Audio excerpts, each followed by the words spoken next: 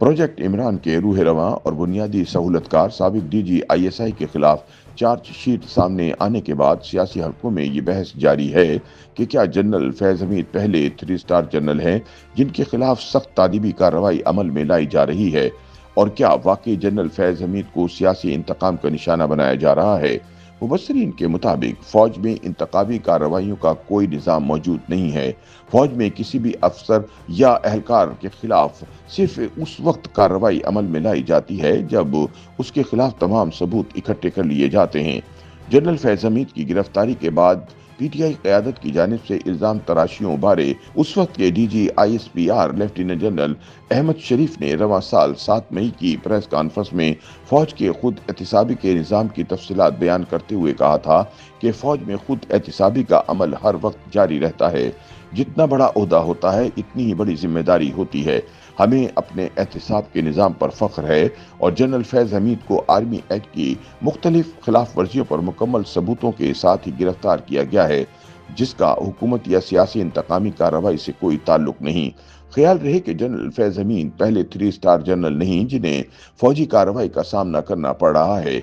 इनसे कबल साबिक आईएसआई सरबराह लेफ्टिनेंट जनरल असद दुरानी को भी असगर खान केस में सियासत में मुदाखलत से बाज न आने पर घर भिजवाया जा चुका है, जबकि राह चीफ के साथ मिलकर किताब लिखने की पादाश में इनसे रैंक और मराद भी वापस ली जा चुकी हैं।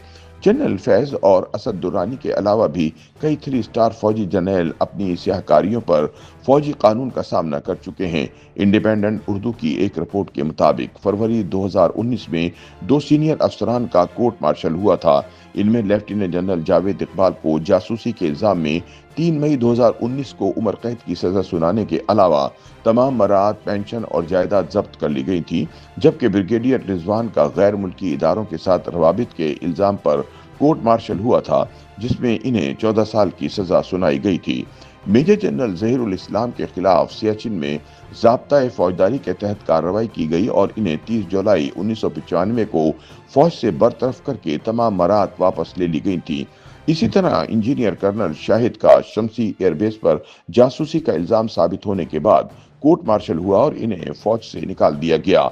मेजर जनरल तजम्मल हुसैन का भी कोर्ट मार्शल हुआ था और इन्हें 1995 में 14 साल की सजा सुनाई गई थी। बगावत केस में 1995 में ब्रिगेडियर मुस्तनसर बिल्ला और 4 दीगर अफसरान का कोर्ट मार्शल हुआ। इन्हें 14 साल की सजा हुई और तमाम मरात और पेंशन जब्त कर ली गई थी। कुछ अरसा कबल साबिक कोर कमांडर मंगला एमन बिलाल पर सियासी इल्जामात लगे, लेकिन उनको जबरी रिटायर्ड किया गया और इनके खिलाफ महकमाना कार्रवाई भी हुई। इसके बाद हाल ही में फौज के खिलाफ सोशल मीडिया पर मुहिम चलाने के इल्जाम में साबिक lieutenant colonel Akbar Hussain, major retired Adil Raja और हैदर मेहदी का भी कोर्ट मार्शल हुआ और इन्हें 14 साल की सजा सुनाई गई और पाकिस्तान में इनकी तमाम जायदाद जब्त कर ली गई।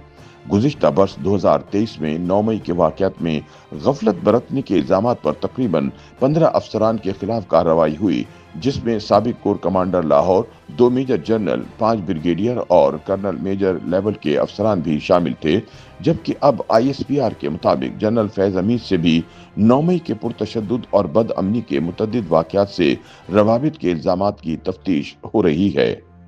YouTube पर गूगली न्यूज देखने के लिए youtube.com की सर्च बार में गूगली न्यूज टीवी टाइप करें। गूगली न्यूज के पेज पर सुर्ख रंग के सब्सक्रिप्शन वाले बटन पर क्लिक करना ना भूलिए। YouTube पेज पर अपलोड होने वाली वीडियोस से बाखबर रहने के लिए बेल आइकन पर क्लिक कीजिए। आपको हर नई वीडियो के बारे में नोटिफिकेशन मौसूल हो जाएगा।